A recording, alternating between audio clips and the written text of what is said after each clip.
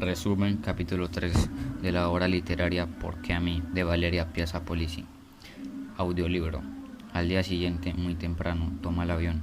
Era la primera vez que viajaba a un país tan lejano. El avión aterrizó y descendió en aquel aeropuerto, lleno de gente diferente y lenguajes extraños. Pero en medio de esa multitud vio una cara conocida.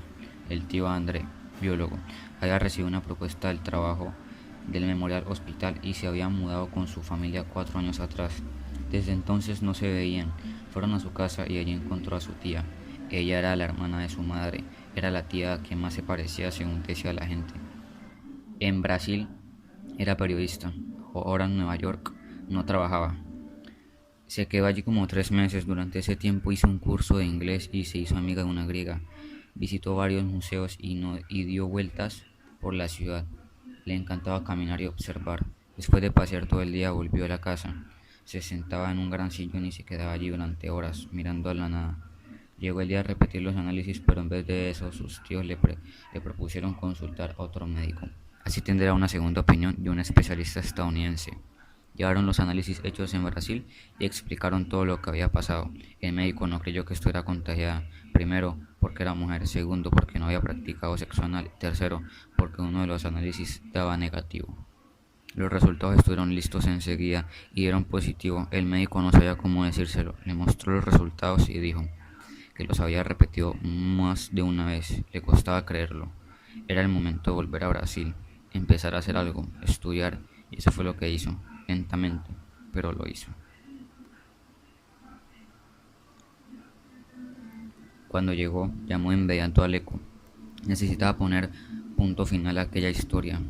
Le avisó que había llegado y fue a verla. Hablaron, le contó sobre el viaje y lo que había hecho. Él había notado rara y fría desde la última carta que le envió y era verdad, ella lo hacía a propósito. Continuaba distante y no hablaba mucho. Y él era realmente diferente, a veces salían, otras veces no. Juraba que sería la última vez, memorizaba discursos, intentaba 1000 modos de terminarlo todo, pero en el último minuto enmudecía la manera. Entonces fue ir distanciándose, salir juntos de vez en cuando, transformarlo solamente en una amistad. A principios de 1990, como costumbre, fue a Corumba a pasar las vacaciones, Navidad, Año Nuevo, y en enero volvió a presentarse en la prueba de aptitud. En menos de una semana lo hizo y aprobó y entró. Luego se matriculó, pero como todavía faltaba más de un mes para que empezaran las clases, regresó a Corumba. Antes de eso salió un día con Leco, pasaron tarde juntos. La llevó a la ciudad universitaria, le mostró el edificio de la Politécnica donde estudiaba. Dejaron de hablarse por un tiempo hasta que después de un año Leco llama y se ponen a hablar. Tenían que ponerse de acuerdo para salir. Ella nunca lo llamó y ahora estaba escribiendo toda esa historia. Se pone a imaginar si algún día él leyera ese libro. Si se entera del otro lado de la historia, quién sabe si algún día se lo cuenta. Cree que no se lo contó por miedo a perderlo, pero no solo perderlo, porque al final sí lo perdió de todas maneras. Tuvo miedo de que quisiera seguir con ella. En aquella época iba a terapia. La primera vez que fue, acababa de llegar de Estados Unidos y estaba completamente perdida. Sabía que tenía que hacer algo, pero no sabía por dónde empezar. Entonces se acordó del famoso psicoanálisis y decidió buscar ayuda profesional. El padre de ella nunca estuvo de acuerdo con esas cosas de la terapia, pero al final aceptó. El concurso estaba dirigido a gente de su edad. El profesor era un tipo de unos 40 años, un metido, de esos que se la pasa haciendo bromitas estúpidas para probar que son nuestros amigos. Ya en el primer día habló sobre el SIDA, contó una historia rápida sobre el virus del contagio y después se quedó horas mostrando diapositivas donde aparecían personas enfermas, una foto, bromas sarcásticas y risas.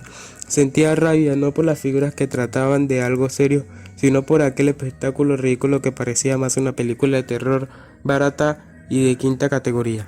Siguió estudiando teatro, le encantaba su nuevo curso, era el mejor que había hecho, se lo recomendó la doctora Silvia. Ella tenía que hacer un examen de ingreso en una escuela y necesitaba a alguien que le dirigiera una escena.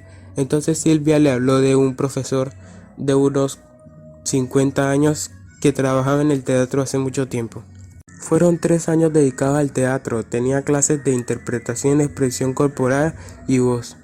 Estudiaron las tragedias griegas, las Doras de Shakespeare, Stranger, Tennessee Williams, autores nacionales y muchos otros. Pero sobre todo estudiaba el alma humana, como decía su maestro Walney. Hasta que un día, cuando ya estaba con el diploma en la mano y el certificado que le permitía trabajar como actriz profesional, hizo sus maletas y se fue dejando todo atrás.